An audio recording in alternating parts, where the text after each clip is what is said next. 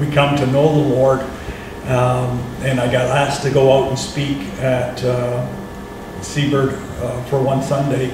The Lord spoke so plain to me that we were at home, and so that was November 1995. Struggles in the ministry at the beginning is we had a small little room. I was standing there and I had kids sitting on my feet when I was preaching because there was no other room for them. They were there. They took that away from us and we had nothing. So we met outside for from February to December. The amazing thing is BC, it rains all the time. While we met there, it only rained one Sunday. It rained before the service, it rained after service, but during service it only rained one time and it only rained for 5 minutes. Actually, the church grew with meeting outside. I'm thinking about doing that again.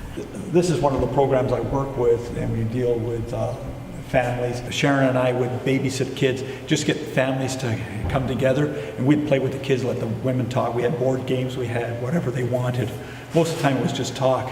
And then it grew, and then the band took over in what they called Parents and Tots. And it grew to this, which is way beyond what I could have ever grown it.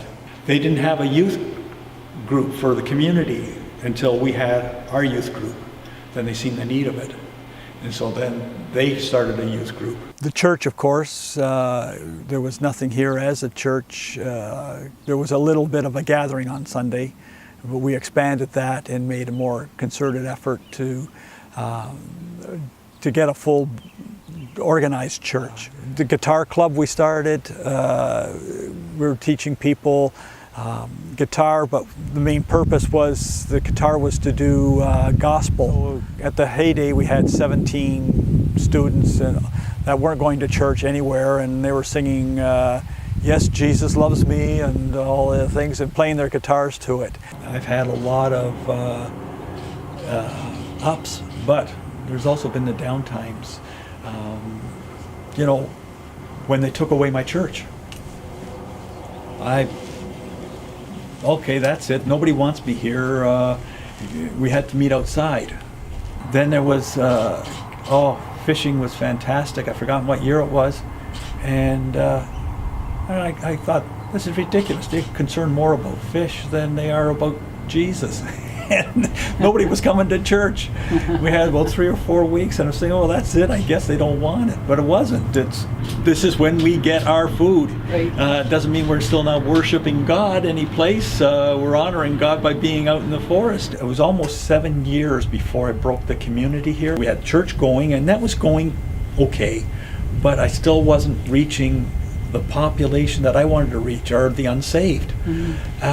And I wasn't getting anywhere. But just like my friend Butch, that light switch went on, and I was at 6-7 years, mm-hmm. And then all of a sudden, I'm ready to quit when they turn around and accept me. Mm-hmm. And then it opened up a whole new, different game. I wanted to quit too soon, but I didn't, mm-hmm. And was able to weather the storm, and now it's great. We had a case of a lady who was expecting a baby, and the baby was diagnosed, and I don't know what it was, but a life-threatening deformity. And she just trusted in God, and everybody prayed over her, and she carried it to term, although they didn't want her to. The baby was fine. And it's just seeing their faith that makes me grow too. It was one of our kids, we were, thy word is a lamp unto my feet, and the question came out of the kid was, how long's the extension cord? It really wasn't much of a community even when I came. It was segmented too much. Even though there's still some, with some families, it's a lot more of a community than it ever was. I'm looking to retire, but not quit.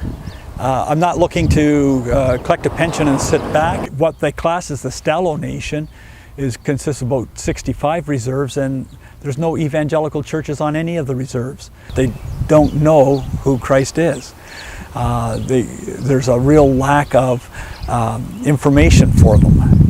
It's out there, but you have to go seek it. In my case, they're not seeking it, so I got to go tell them.